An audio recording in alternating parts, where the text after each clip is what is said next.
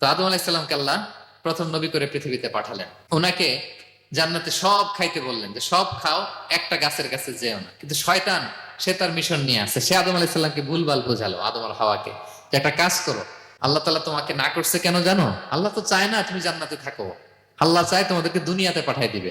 তো তুমি যদি ওই গাছের ফল খেয়ে ফেলো, আল্লাহ আর দুনিয়াতে পাঠাতে পারবে না। কিন্তু আল্লাহ চায় তোমাদেরকে কই পাঠাবে? কিন্তু যদি গাছের ফল খেয়ে ফেলো, আর পাঠাইতে পারবে না। এজন্য আল্লাহ নিষেধ করছে গাছের ফল খায় না। চিন্তা করছেন? উল্টা, পুরো উল্টোটা বুঝাইছে। তো ভুল করে সাইয়েদনা আদম আলাইহিসসালাম, হাওয়া আলাইহিসসালাম খেয়ে ফেলছেন এই ফল। খাওয়ার পরেই আল্লাহ তাআলা পাঠাই দিলেন পৃথিবীতে, যাও জমিনে যাও, এই জান্নাতে আর থাকা যাচ্ছে না। কাঁদতে আরম্ভ করলেন আদম আর হাওয়া আলাইহিসসালাম, কাঁদতে কাঁদতে অনুতপ্ত হয়ে আল্লাহর কাছে দোয়া করলেন।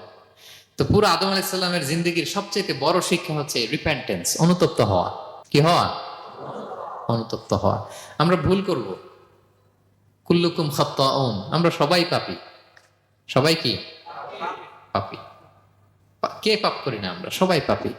কিন্তু মনে রাখবেন, আমাদের পাপ যত বড় হোক, আল্লাহর রহমতের দরিয়া তার চাইতেও বড়, অনেক বড়। তিনি দয়াময়, তিনি মেহেরবান, তার দয়ার শেষ নাই, তার মায়ার শেষ নাই। তার রহমতের দরিয়া যে কত বড় আপনি কল্পনাও করতে পারবেন না।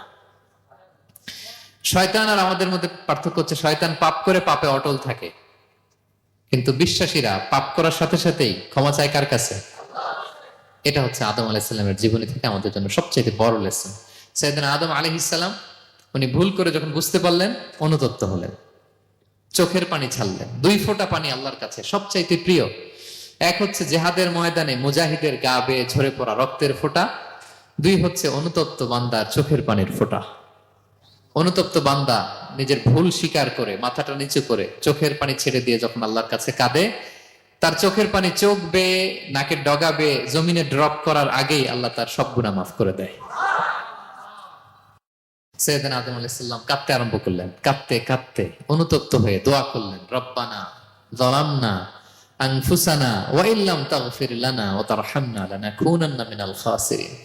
রব্বানা, হে আমাদের রব, যালামনা আনফুসানা, আমরা আমাদের নফসের উপর জুলুম করেছি, ভুল করেছি, অন্যায় করেছি, অপরাধ করেছি। ওয়া ইল্লাম তাগফির লানা, আল্লাহ তুমি যদি ক্ষমা না করো, তুমি যদি মাফ না করো, লানাকুনান্না মিনাল খাসিরিন, আল্লাহ আমরা ধ্বংস হয়ে যাব, আমরা ক্ষতিগ্রস্ত হয়ে যাব, আমরা লুজার হয়ে যাব। এই বাক্যগুলো বলে বলে যখন আল্লাহ তাআলার কাছে দোয়া করলেন, আল্লাহর রহম হলো। আল্লাহ দয়া করে সাইয়েদনা আদম আর হাওয়া আলাইহিস সালামকে ক্ষমা করে দিলেন। ক্ষমা করে আবার জান্নাতের এন্ট্রির ঘোষণা দিলেন যে আবার দুনিয়ার জীবন শেষ করে আসো, যেখান থেকে আসছিলে আবার ওখানে ঢুকতে পারবে। তাহলে আদম আলাইহিস সালামের জীবন থেকে আমরা যে লেসনটা পাই সেটা কি ভাই?